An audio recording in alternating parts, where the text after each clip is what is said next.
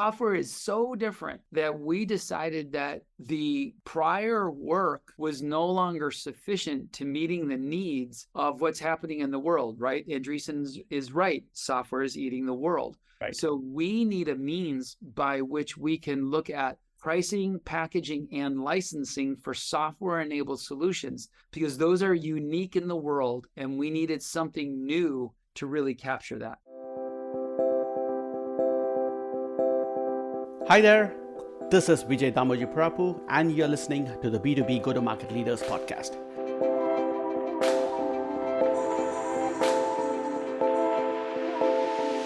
The show where I go behind the scenes with top go-to-market practitioners to discuss their mindset and tactics.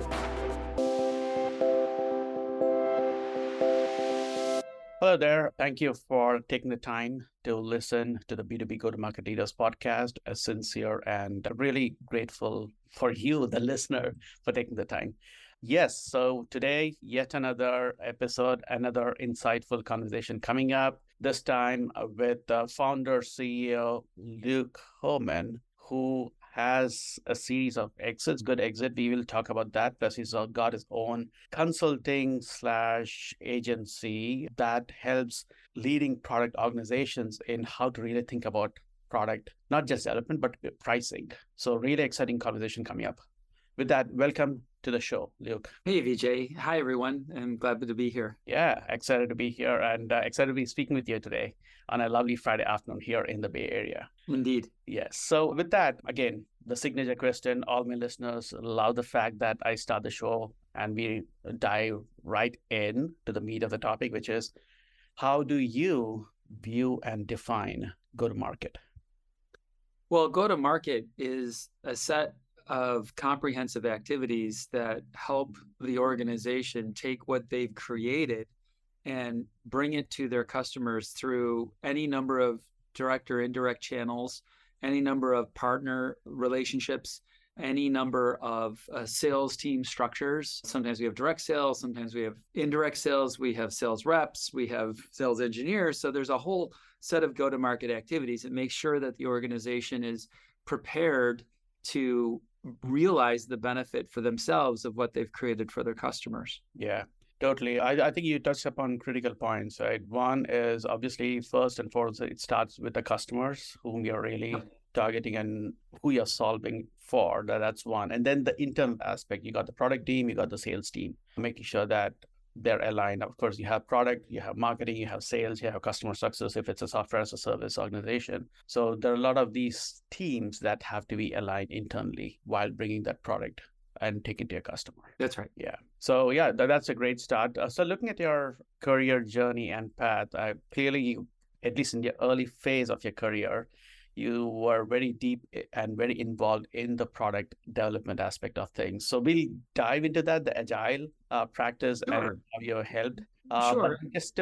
But just to expand and bring all our listeners up to speed. And can you share your career story, like where you started, why, what was your first job like, and what you became and who you are today? Well, I have had a long history in the technology field, starting working for a very large company called Electronic Data Systems, and EDS had many, many data centers, and I was working in the technical area, literally crawling underneath the floor, cabling computers. I was working in networking, and then one thing led to another, and you get promoted, you become a developer. I picked up a bachelor's and master's degree in computer science and engineering from the University of Michigan.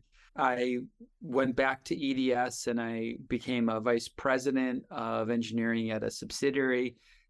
But there was this journey in my career of always wanting to learn how to do and create and build the best products for our customers. Mm-hmm. So that journey led me through user interface design, usability, but I actually ended up centering in on product management, mm-hmm. which is really trying to understand the needs of the customers as best you can, and then build solutions that meet those needs at a way that creates a profit for the company. In that journey, I became associated with the Agile software development movement, and the very beginning helped form the first Agile conference way back in 2003. I have served on the board of the Agile Alliance, have worked with the Scrum Alliance, have written several books, have started and sold companies, have acquired companies. But in all of these areas, I'd say there was a foundation of Agile software development practices and Agile product management practices, all associated with creating a profitable solution.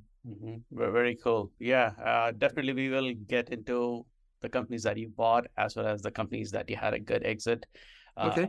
for sure. But so you did mention about why you got fascinated and curious about Agile and Agile development and Scrum process. So you did tie that back to how products get built and how they go to market, and you're really curious about the efficiencies and the gaps That's during right. the development Yeah, process. I wouldn't equate at all Scrum with Agile. I would say that Agile is, according to the Agile Manifesto, Agile is a set of values and practices. There are many Agile methods, Scrum being optimized for small organizations or a couple of teams, and the Scaled Agile framework being by far the leading technique or method optimized for large organizations or large numbers of teams. I have been more associated in my career and more aligned with large scale development initiatives, Mhm.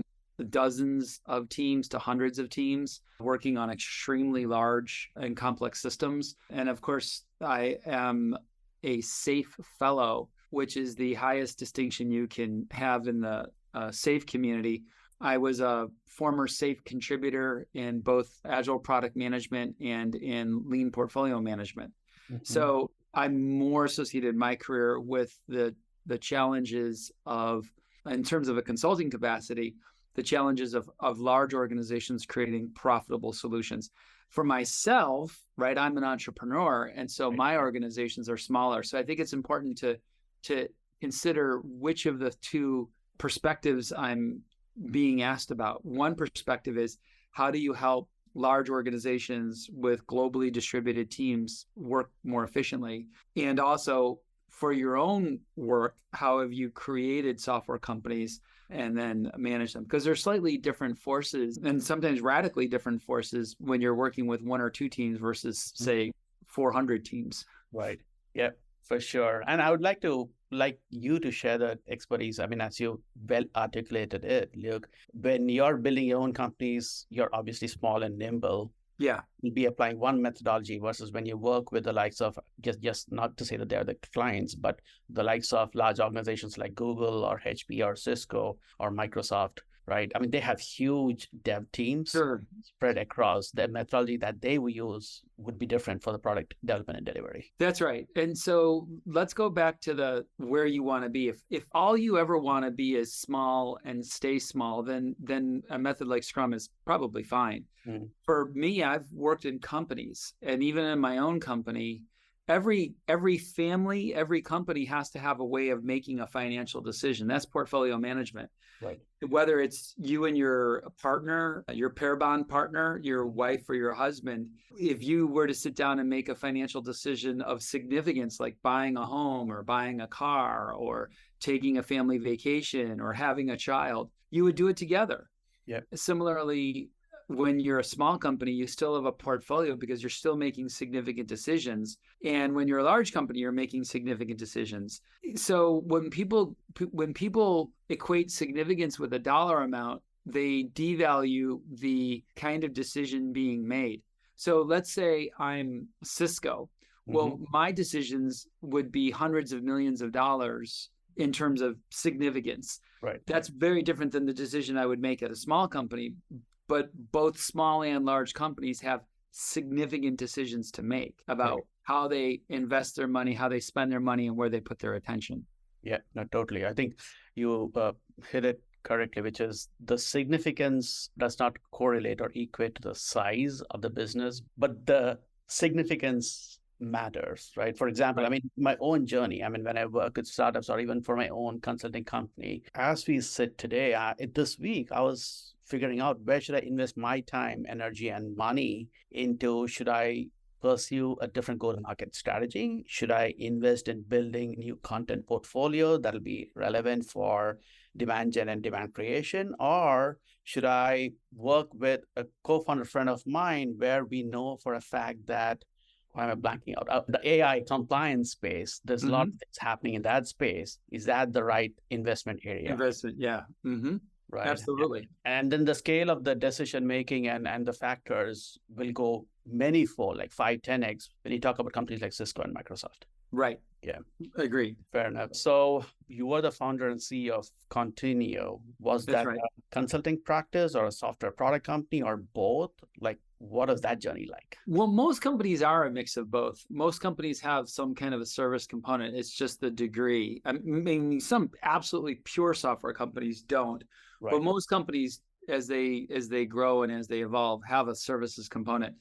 Contenio was based on my book Innovation Games, and what Contenio provided were software platforms for doing games online Mm-hmm. and consulting services that would help organizations design and produce both in-person and online innovation games events. So in the Agile community, there are many well-known games like Sailboat or Speedboat, Product Box, Buy a Feature. All of these games have an in-person expression, and many of them have an online expression. So Contenio was a bootstrapped company in the B2B software space where we provided to our customers a platform for doing innovation games with distributed teams and in an online settings. And we bootstrapped it. So we didn't have outside VC funding, which is a little rare in Silicon Valley. Right. And then we ended up selling Contenio to Scaled Agile in a few years ago. And that was a great outcome for all stakeholders. Yeah. And again, as this is a go-to-market podcast, it'll be good if you can, at least at a high level, talk about your go-to-market journey with Continuo, like the early days to how you scaled it and the exit. I think the question is, to what degree does a given company consider their marketing strategy a go-to-market strategy? Mm-hmm. And I consider that many times the marketing strategy is intimately related to the go-to-market strategy. So we followed a pattern that's somewhat successful in business where we wrote a book, Yep. we built training. So the book creates awareness and interest in the training. The training teaches people how to use the techniques, and it creates demand for consulting services and online platforms. Mm-hmm. And then once we had the online platforms, we were able to serve the demand that we had created. And in terms of a go-to-market strategy, that's where I think you start to see the distinctions between how you intend to go to market and then the feedback from going to market. Yeah. And let me explain one of the pivots that we made at Contenio. We've been talking about innovation games, which is a discrete event of usually between 4 and 8 people. They kind of come together and they work together on a business problem. Yep. Well, we thought the right way to price that was per game. And because you can think about the unit of value being a game. Right. But what happened was that created a variable spend, and our customers didn't like variable spend, especially when so much of what we do in business now is you have a fixed monthly fee, but you have variable use. Sometimes you're using the platform more, sometimes you're using the platform less. Yep. So we found that in our go-to-market strategy, we were charging the right amount of money, but we weren't charging the right way for the money. And so that's the kind of go-to-market change that people need to be aware of. And we call that a value exchange model. In our new book, Software Profit Streams, a guide to designing sustainably profitable businesses, we talk about, as part of your go-to-market strategy, you have to get your pricing, packaging, and licensing down. Yep. And there's choices that you need to make as a product manager or as a product team. How do I trade money for value? And that value exchange model needs to be aligned to how the customers both perceive value and how they want to pay for value. So those were some of the changes that we made in our own go-to-market strategy and our own go-to-market journey. Yeah, the brilliance that stands out in your go-to-market journey is you touched upon a very key aspect. So I've done the study of go-to-market leaders, where what sets them apart. So think of like the NBA league. You got 30 teams in the NBA league, but then something magical, something happens when you talk about or peek into the hood of the operations of like the top 2 or 3 basketball teams who are consistently making it to the playoffs and the titles, right? And it comes down to 2 or 3 things. So when it comes to go-to-market teams, it comes down to content, it comes down to community, and it comes down to experience/events. So three things. And one thing that you really nailed it very well, Luke, is the content, which is the book in your case. Right. Right. So the innovation games, when it comes to your earlier company, and then now it's around software pricing, right? So what led you to that thought process of first create and write a book, and then from that you got the training material, and then you can do the consulting and then the software? Like, what influenced you into going down that path? No one's ever asked me that before. So that's a really interesting question. I learned the power of writing a book when I first moved to Silicon Valley. My first company in Silicon Valley was a company called Origin Systems. And Origin Systems was an absolute breakthrough company. It was wildly innovative. And what we did was we took all of the world's patent data and put it into a data warehouse for analytics in terms of what is the utility of a patent, how does a patent get monetized, what is the patent related to, what are the opportunities for innovation. And it was based on the work of a couple of gentlemen, most notably a gentleman named Kevin Rivette. And I remember when I joined the company, the head of marketing was a guy named David Puglia. And that's where I learned this pattern. David, in one of our leadership meetings, said, hey, when you're creating an entirely new industry, an entirely new thing, you have to get the content first. And the way you get the content first is you write a book. And so Kevin Rivette wrote a book called Rembrandts in the Attic, which was considered a breakthrough and groundbreaking book associated with intellectual property licensing. And that book, combination with our software platform, really drove that company to a successful outcome. So I really credit David Puglia with showing the power of content and then building out the community and the software platform. I would say that at Origin, we didn't have a lot of events, but we really had a great software platform. And so I think, Vijay, the notion of the content is partially correlated to the degree of innovation or the degree of novelty about what you're offering. When I wrote Innovation Games, it was the first book in the genre of using serious games and serious game techniques in collaborative games to solve problems. And now since then, we've had other books like Game Storming or Reality is Broken from Jane McGonigal. But when you're the first one, you really need to create that content so that you can cement the industry and cement the breakthrough. And that's why we did that with the software profit streams, right? The new book, there are books about pricing, right? But the problem with the books about pricing is that they're pricing pens and menu items in restaurants and wine and you know, it's mostly consumer outlets. Products pricing. Yeah. And even in the business world, the pricing gets wrapped up into things like supply chains and bill of materials and which are all important.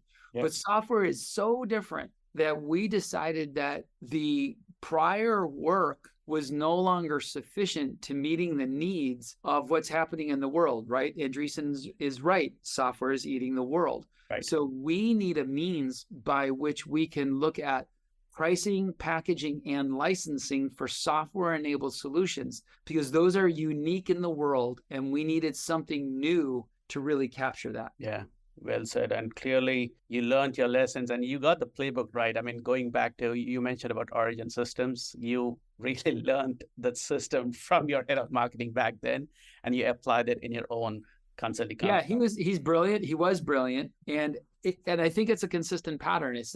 We're not the only firm that applies that pattern, but there's enough proven success around that pattern that we should look at that. Absolutely. So did you take time to write the book first, launch it, and then start the consulting practice and the training? Or what is the sequence like? The book was mostly informed by years of consulting experience. Yep. So we were able to mine the experience of ourselves and our customers and really look at all of the different work that we had done over a near 20-year history. So Applied Frameworks has been around for more than 20 years. And so we had a very rich and deep history from which to draw from as we were writing the book. And then now that the book has been written, we're working on the software platform. It's called Horizon. and we got it in the market. And now we're just kind of following good Agile practices of continuing to improve the Horizon platform for solution profitability management. Fantastic. So one of the questions I typically ask my guests, and I do that more in the latter part of the show, but clearly when it comes to you, so one of the questions I ask is, what is your special secret sauce, and what should people come to you for on advice when it comes to advice? And clearly in your thing, it sounds like you master the game around go-to-market in terms of like content, in terms of sequencing and applying Agile and Scrum practices. That's how I see it. Thank you. I would add that I would be cautious again about, like, for example, we're not a sales training company. Sure. Part of go-to-market is training your sales team. Yep. Our expertise is in the pricing and packaging and licensing. For example, too many organizations try to get to a good, better, best pricing model, where sometimes good, better, best pricing isn't needed. Other problems that we see are companies, especially large companies, will create a solution and then they deliver more value using Agile techniques, but they don't raise the price, or they don't have a strategy of how their solution architecture captures value. We see applications just get bigger and bigger and bigger. Sometimes the better approach is to keep the main application tight and focused, but then add modules or add-ons that an organization can acquire to enhance their offering. So it's really that strategy that you're looking for that will help you determine what your actual price point is and how to make the most amount of money at it. Yeah. And I'm looking at your book, I mean, the Software Profit Streams book. And as with any top tier books, you would also provide like a canvas. So can you walk us through the canvas for the profit stream? Absolutely. So canvases are powerful tools. Like we have the business model canvas and we have the profit stream canvas. So what a canvas does is it allows us to quickly and effectively capture the main elements of a causal system. Yeah. So I'm an engineer, you're an engineer, we have an engineering background, and we think in terms of systems. And when I think about our system, when I deal with pricing, I have to manage three really related items. First, I have to manage my solution sustainability. Right. What are the needs of my customer? What does my solution provide to my customer? And how are they evolving over time? Because customers are not static and problems in the world aren't static. So I have to have an ongoing evolution. I need a roadmap, et cetera, et cetera. Yeah. The second kind of sustainability is economic sustainability. Does my customer feel that they're getting good value, which is more value than what they paid? And am I creating a sustainable business? Am I making a profit? Is my revenue greater than my costs? Yeah. The third element of sustainability is what we call relationship sustainability.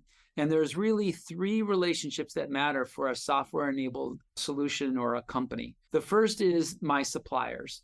Everyone is in licenses of various technology components. So how am I managing my in licenses and my relationship with my suppliers? The second is my relationship with my customer. Software isn't sold. Software is licensed. So there's a license agreement, a terms of service for a website or a complex agreement for traditional software that defines my use of that software. So what are the terms and the conditions and the entitlements, and how am I managing my relationship to my customer? The third component is compliance, which concerns how am I managing my relationship with regulatory agencies, with standards. Like, let's say that you and I wanted to build a website together and we wanted to make it accessible to people with disabilities. Well, now I have to honor the WC3 web accessibility standards. And so it's not a law, but it's a choice that I've made. And so when we look at compliance, we're thinking about laws and regulations ranging from, say, GDPR or the Australian Privacy Rights Act, or in California, the CCPA, right, to standards, to agreements. And because how I manage my relationships determines my relationship sustainability. If I routinely create poor relationships, it's going to be hard for my business to continue to grow and be successful. Yeah, fantastic. I think that's a good canvas. I'm definitely going to refer to that, and I'll highly encourage all the listeners to go check out the book Software Profit Streams in terms of pricing and packaging. Perfect. Yeah, wonderful. So yes, I think you shared a great framework there when it comes to pricing and packaging. So switching gears a bit over here, obviously, as you and I know, go to market, there are so many flavors. You'll see successes, you'll see failures. It's not always up and to the right and north. So if you can share either from your own personal experience or working with the various clients that you have, a go-to-market success story and a go-to-market failure story, that'd be great. Sure. Well, for a go-to-market success story, one of my clients is CVS Health, and they had an extraordinary go-to-market success story with their introduction of their app for scheduling COVID vaccines. Mm-hmm. It was created in the time of crisis, so people were stressed, and it was rolled out in record time for a large company. So a very, very complex app when you think about scheduling for a vaccine, because you've got thousands of stores across the United States, you have geolocation, you have capacity planning, you have store hours. There's a tremendous amount of logistics and data to do something, quote unquote, as simple as scheduling an appointment. And so from a go-to-market standpoint, they were able to create and deliver that app. Now, in this case, the pricing and packaging were not relevant because it was free. Right. Yep. But in terms of a go-to-market success story, that would be one of them. Another one that is more directly related to our work in pricing and packaging is a company called Knowify, Knowify. And Knowify creates construction management and billing software. So let's say that you're a small subcontractor and you use QuickBooks for your actual invoicing and payroll and things like that. But you've also got to do job costing. You've got to manage payments and invoicing from subcontractors. You've got to correlate the progress of your construction with your progress payments. You're not going to put that in QuickBooks. It's not the right tool for that. And so Knowify has a wonderful platform. And when we started working with them, they hadn't really adjusted their pricing and packaging for a couple of years. They've been successful. And the reason we got involved, Vijay, is they just got a post-seed funding round from a venture capital firm, Companion Ventures. So Applied Frameworks works with venture capital firms and private equity firms to improve the pricing and packaging aspects of their portfolio companies. Yeah. So one of the things that we worked on with Knowify was we worked on changing their packaging. And this is where you start to see the data of success. Before we worked with them, about 20% of their customers signed up for the annual plan. Now, when you think about this kind of software, that's tricky. That means 80% of their customers are signing up for the monthly. Right. Well, if you're paying month to month and you're using business process software, it's going to take a few months to change your processes. And so their churn rates were high, not because their software was bad, but because it does take a little bit of time to get value from changing your business process. And people were dropping out before that value was realized. Mm-hmm. By adjusting their packaging and really tailoring it to the jobs to be done in their marketplace, we got the number of customers signing up for an annual plan from 20% to 60%. Wow. Now, when you sign up for an annual plan, you've already made a commitment for a year. Right. So those first few months don't feel so stressful because you know you've got time to adjust your processes and figure it out. It also improved their cash flow because they were able to pull a year of revenue up front instead of 1/12 of the revenue. And it also made it easier for their sales team to guide the customers through the sequence of changes. They didn't have to rush. Yeah. And it was amazing the change that this has had. So their go-to-market process and approach improved dramatically from a pricing change. Fantastic. Great story. Great success stories for both. So double click on each of them. CVS, sure. You mentioned about, obviously it happened in the time of crisis, the COVID pandemic scenario. Yep. So what prompted CVS to reach out to you? I'm assuming they reached out to you, and who from CVS did that and why? Sure. So we had a prior, as in so many arenas, we had a prior relationship with their head of Agile. And so they just reached out to us as part of our normal relationship of doing Agile work and scaling Agile. Yeah. In the sense of, in the work with Notify, the outreach was initially from the venture capital firm that made the investment. Right. So the venture capital firm, Companion Ventures, made the investment and then told Notify, hey, you should work with Applied Frameworks to improve your pricing and packaging. Yeah. So usually in this kind of world, you're going to see word of mouth, referrals, et cetera, still a significant part of the business. Yeah, for sure. I think that is a smart move, obviously, on your side to work with the influencers. In the first case, it was the Agile head of Agile at CBS, where you build relationship over the years. And in the second case, it was the venture capital. That's right.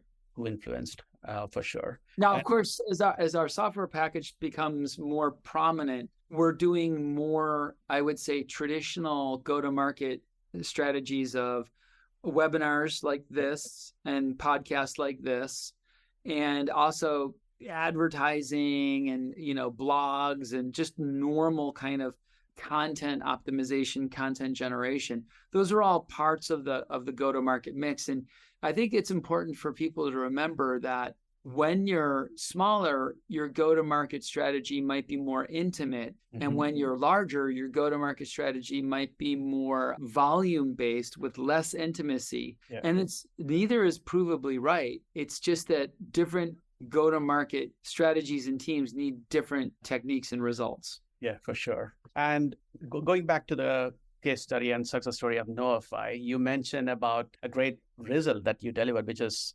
annual subscriptions increased from like 20% to 60%. Yes. So what is the process like? Again, going back to our first question, my first question and our discussion, right? It's about go-to-market. So what is the go-to-market process? First, obviously, I would assume that you guys had to dig into and look at all the CRM records, the pricing and so on, and the number of customers who did that, and then why people are not switching. Yeah, in the case of Notify, we didn't spend a lot of, so I would say that you're correct. In a normal case, you would be looking at your CRM data, you would be looking at conversions, et cetera, et cetera. In the case of Notify, we were able to determine improvements to be made through what we call a customer benefit analysis. So we just took their application and we deconstructed those features into what are the discrete benefits that you're providing. Then we reverse engineered market segments who needed that benefit. And so, for example, in the original case of Notify, they might have been working with things like, are you a plumber or are you an electrician? Mm-hmm. But the actual use of the platform and the pattern of use of the platform was more, are you a single sole proprietor, or do you have a larger company where you're managing multiple people doing the work? Or are you an even bigger company where you're managing subcontractors doing work? Yeah. And by looking at the perspective of those features targeted towards these distinct segments, we were able to repackage the offering so that the buyer knew what they wanted. Meaning, if I'm coming to the Notify website, I know what I need because I'm a mid-sized company with 20 plumbers working for me. Yeah. So now I see something that's aligned with me. Right. So in the normal case, you're right. We would be looking at CRM data. We would be looking at some of the win-loss data. We would be looking at discount data. But in the case of Notify, we had a pretty strong signal just by doing a customer benefit analysis that we could change the packaging to better align to the needs of given customers. Yeah, fantastic. It's great timing that you shared the story. The reason why I say that, Luke, is I'm actually working with a client of mine where we're doing this positioning exercise. And you and I know the positioning will involve who are your best customers, like what is the target account characteristics, what are the distinct capabilities and features, and then the value themes of those. So that's right. For the customer benefit analysis, you got the account or segments or characteristics, you got the features, and then how do you map? And when you do this exercise, you're honing, tuning into the best fit, like the 20% or 30% of the customer segments, that will translate to like 70, 80% of the upward value stream for you. Yeah, and we call that a solution benefit map. So once I know my benefits that my customers are seeking, I can look at my features, and then I can look at the relationship between the features that I have, the benefits they provide, and the segment that they're targeted against. So it is a rigorous and methodologically sound process, but it doesn't take as long as it might sound. We can usually do this pretty quickly because when we're working with existing customers or existing companies, they have existing customers. So you, like you said, you can look at some of the data and you can find patterns in the data that they have. And then going to my earlier question, which is, yes, you got go-to-market success stories, but I'm sure we all have go-to-market failure stories. So anything that comes to your mind from a go-to-market failure story? Yeah, although I think the question becomes, if I have a go-to-market failure story, to what degree of failure am I talking about? Meaning the ultimate failure is the company itself fails. And so you could argue that it's not a go-to-market failure. It's just, it wasn't a company that was viable. Yep. But it's harder to find go-to-market failures because if the solution is successful or if the company is successful, what that meant was they had a go-to-market experiment and experiment didn't work. And so they tried something else that did work. Right. So let's go back to Contenio. If we had persisted in trying to force the market to accept transactional pricing, the company would have failed. Yeah. But we adapted. We took the feedback and we adjusted how we would work. I think that's pretty profound. And the reason I think that's pretty profound is that it's important to realize that go-to-market is like product market fit. Sometimes people think that, oh, I have product market fit and I'm done. Well, to me, and the way I say it is that product market fit is like getting on a highway, and it's the on-ramp. Right. That's your product market fit. But once you're on the highway, you have to constantly monitor and adjust your driving. You are always doing micro adjustments. And of course, the faster you're going, the more subtle and the more frequent the adjustment. I can't turn my, I'm driving down, I'll use one of our highways in the Bay Area, 280 or 101. Right. I have to be constantly adjusting. Sure. And so I think that the product market fit and the initial go-to-market strategy is what gets you into the highway. But after that, it's a very strong repeat process of just how am I doing and how am I adjusting? Yeah, I think that's a very good analogy. I mean, in my mind, as you're speaking to that, it clearly shows, yes, product market fit is not like once and done. Beyond product market fit, there is scaling, there's tweaking, there's iterating. So going back to your analogy, when I'm driving on the freeway, I have to constantly adjust whether it's oncoming or traffic that's ahead of me. I need to change lanes. I need to slow down. I need to pivot. All these things apply to the go-to-market world. Absolutely. Absolutely.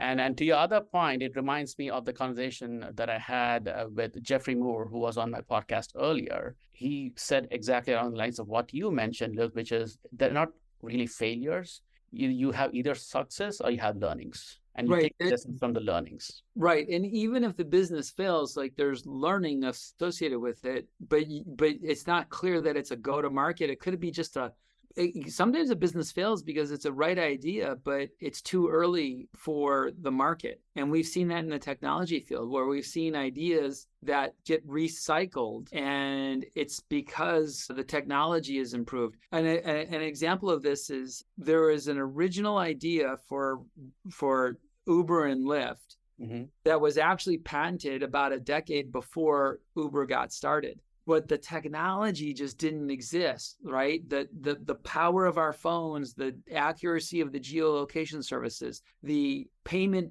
processing infrastructure, where now it's so easy.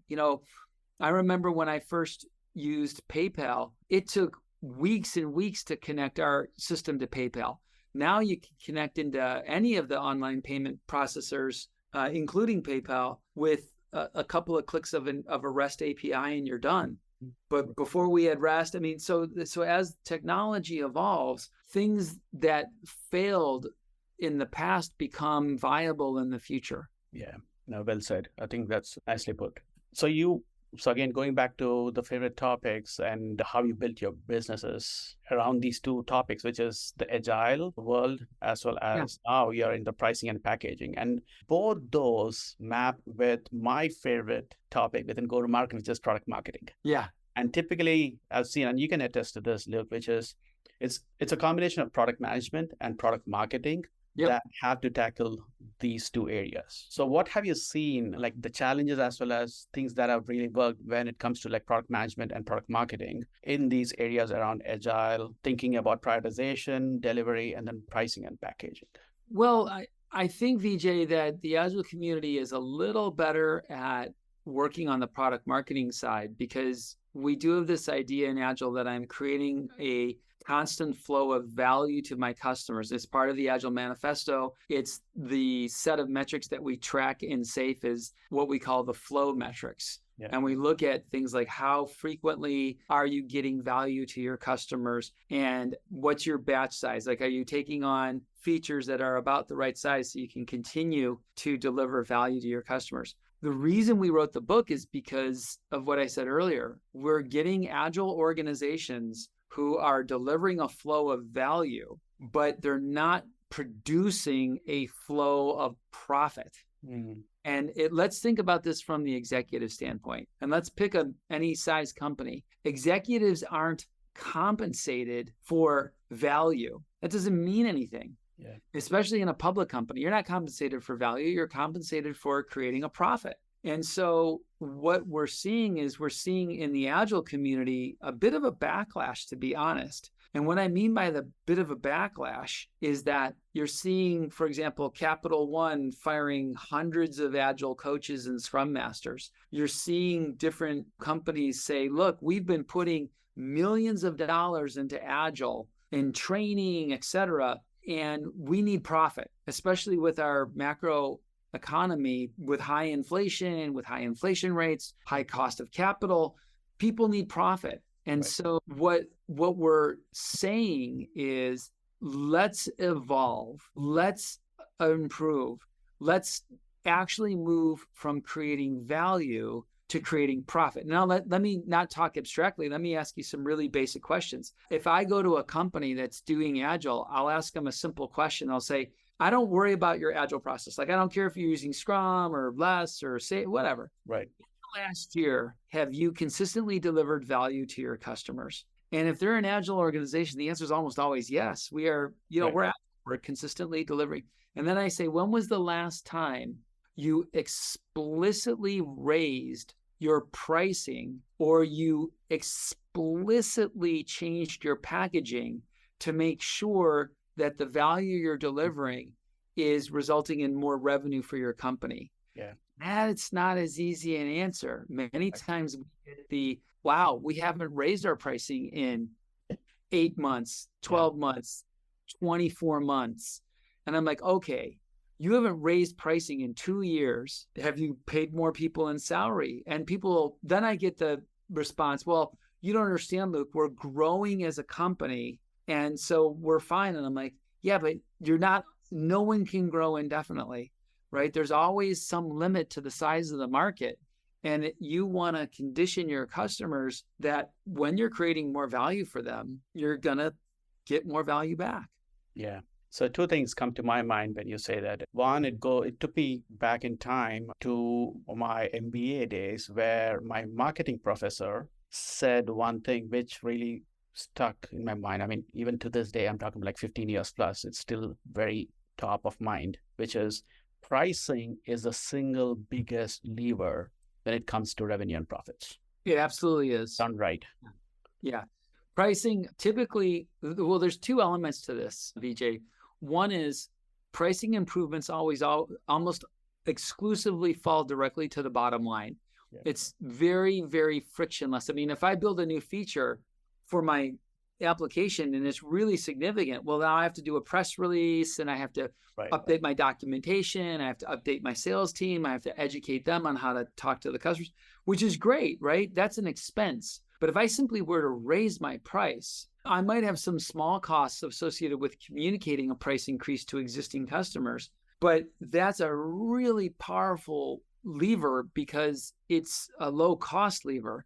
And the second is that McKinsey has data that shows that roughly a 1% in price increase creates a 5 to 8% increase in actual profit and unit margins. So it's really curious to me that organizations are not investing much more in their pricing and packaging. It's kind of just curious to me. Yeah, for sure. And then when you're making your other case, again, well put, in terms of like, how are you measuring value and if you're delivering the right value? So in my mind, the second point that came to me was pricing is a good test to see if you're delivering the right value or not. If you increase the price and customers are still sticking, not complaining a whole lot and not churning, that means you're, first of all, leaving less money on the table. And the second is customers still see a lot of value in what you're delivering. Right. All right. I know we are coming up against the hour over here. We can go on in all these topics. Yeah. Last two questions for you, Luke, is what resources or communities or people do you lean on to stay up to date in terms of go-to-market practices, Agile? You said Agile community. I can imagine that. Pricing, or even understanding your target customers' problems. Like how do you stay involved? Yeah. It's funny. I'm not as familiar with any specific communities associated only or exclusively with go-to-market. I tend to think of go-to-market as part of what product management and product marketing do. So I tend to associate with both agile and less agile aspects of product management and product marketing. So like the Product Development and Management Association is a very classic organization about product management. You see also in the Scaled Agile community, we have a lot of Agile product managers from the Agile product management course. And so those are some communities that I stay involved with. And then, of course, there's LinkedIn. There's a couple of groups in LinkedIn that are useful. I personally don't use Facebook. So I'm sure there are communities on Facebook. I just don't participate in those communities. Yep, fair enough. And then the final question to you is, if you were to turn back the clock, what advice would you give to your younger self? Granted, you will be happy, you'll be satisfied with where you are and how things shape. But if you were to give advice to someone who's younger in their career. Well, yeah, it's funny. We had a dinner party one time, not too long ago, a couple of months ago, and one of my friends was over, Danny, and he was just eating dinner with us, and he said, "What's the one thing you would change in your life?" And everyone around the table had something they would change, and I had nothing I would change because my life I've lived is how I've gotten to here. I wouldn't change anything, the good or the bad. However, there are useful things that, because I do consult with and coach and mentor some young entrepreneurs, right? And so I enjoy that because I was given advice from people and I think we should pay it forward. So some of the consistent pieces of advice that I like to give to younger people include the idea that you can constantly be learning and you can constantly be reading and listening to podcasts. Podcasts are marvelous like this because they really do expand our ability to listen. And, when you're driving in your car, why would you waste your time listening to something that doesn't give you nutritional value? I'd rather you listen to your podcast, right? So I think it's always about being hungry, staying humble, learning, growing as generic advice. And then very specific advice, it's stay tuned to the profound technological changes that continue to shape our society and our world. A few years ago, the most profound change was the introduction of the blockchain. Now, Bitcoin and all of the cryptocurrencies aside, blockchain is an important technology. And understanding what that technology was about and its potential uses is important. Another obvious thing that's going on right now is AI and large language models. And that's just, I think the generic advice to younger people is we all live in very exciting times. And we get stale when we don't stay current. So do your best to stay current. Fantastic. Lovely conversation, Luke. Thank you so much. And good luck to you and the team. Wonderful. Hi there. Thank you for listening to this episode of the B2B Go-to-Market Leaders podcast. I have all of the show notes and a full transcript on strativ.com.